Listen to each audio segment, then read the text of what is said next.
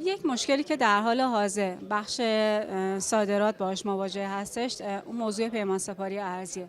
مشکلی که از این طرف بخش واردات باهاش مواجه تخصیص ارزه. یعنی این دو تا مشکل که هم واردات رو درگیر کرده، هم صادرات و در مقابلش تولید رو درگیر کرده. یعنی این پکیج رو با هم دیگه با هم به مشکل برخوردن. نظرتون در مورد این چیه؟ راهکار چیه و چجوری میتونیم از این دو تا مشکلی که یه جوری اقتصادمون رو درگیر کرده عبور کنیم؟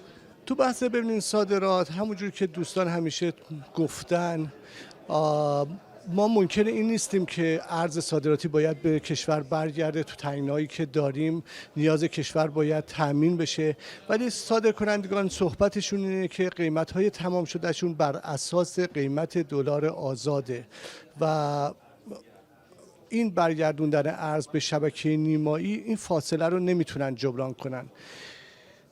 راهکارهای زیادی هم از طرف بخش خصوصی پیشنهاد شده، راه‌حل‌های ارائه شده.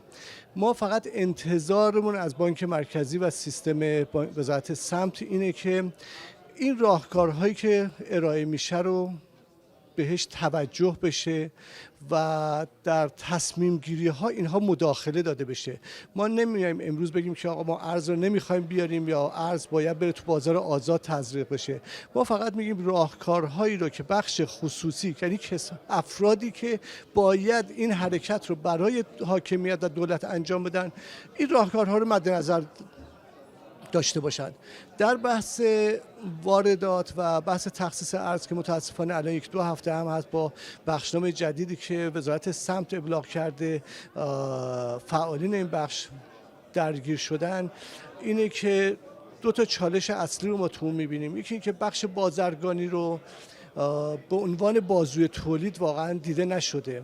امروز چون با توجه به اینکه کالاهای وارداتی ما اکثرا کالاهای مواد اولیه یا کالاهای سرمایه‌ای هستند و کالای مصرفی نیستن، اینها همه به عنوان بازوی تولید و کمک به تولید باید بهشون نظر بده. و همین در اومدن و کاهش دادن سهمیه وارداتی بخش‌های بازرگانی به عقد من و به عقد تمام فعالین یه مقدار کم لطفی بوده. و بعد بحث تخصیص ارز، روند طولانیش، هیچ کسی نمیگه که چرا به قول معروف تخصیص ارز دیره یا زوده یا پایه ارزی بر اساس چی محاسبه میشه. همه دوستان اعتراض اصلیشون فقط روی بحث نابسامانی است. میگن این ساماندهی بشه، شکل داده بشه، بر اساس همون تمام فعالین اقتصادی بدونن تو چه مسیری دارن حرکت کنن. هیچ کسی معترض نیست. در اصل یک سری تنگناهایی به خاطر تحریم‌های ظالمانه وجود داره، اینا باید مد نظر گرفته بشه. یه سری بالاخره بانک مرکزی و وزارت سمت محدودیت هایی داره، اینها باید در نظر گرفته بشه. ولی دوستان بیشتر اعتراضشون بحث نابسامانی در این زمین است.